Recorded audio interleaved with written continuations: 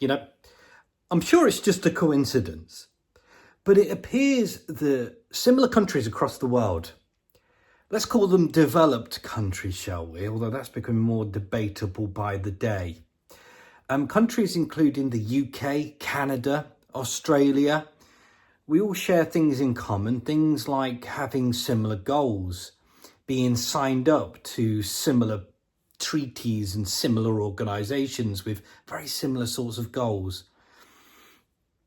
And it must be a coincidence that digital ID is the big talking point. Now, all the countries are rolling it out in different ways and different timescales, and there's nuance, but generally it all tends to come back to the same thing, the same goal.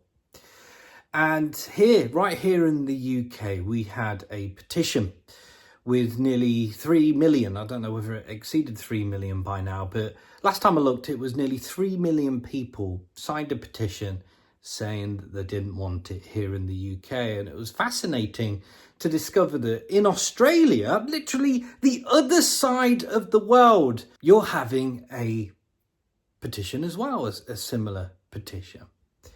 And isn't it fascinating how, countries can be literally the opposite side of the world, and yet all these similar things going on. When people apply for a rental property, they need to provide their driver's license, passport, bank statements, and utility bills, putting an alarming amount of personal information in the hands of real estate agents. Now the federal government is raising concerns about the risk for data breaches and identity theft, and it's looking at possible alternatives, trialling using digital IDs instead, like government-issued MyIDs. Whatever we can do to minimise people sharing loads of personal data about themselves and then losing control of that, I think is a good thing. Rather than giving agents personal documents over and over again, renters could soon be able to confirm their identities with a simple click using verified online tools. Currently, rental applications are highly regulated and differ from state to state, but these trials aim to simplify things and reduce excessive data sharing.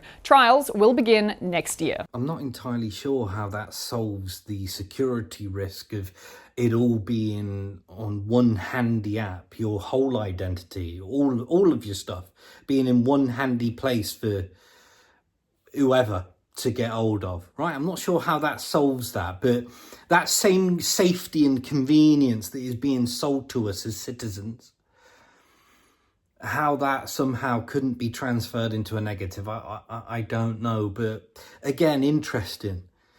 That's how right here in the UK it's being sold to us as well. It's going to be this really handy, safe, convenient thing that's just putting everything together. And hey, you never need to have paperwork ever again. Just like you never need to have cash ever again because, oh, well, it's dirty, innit? And hey, it's just so inconvenient, right?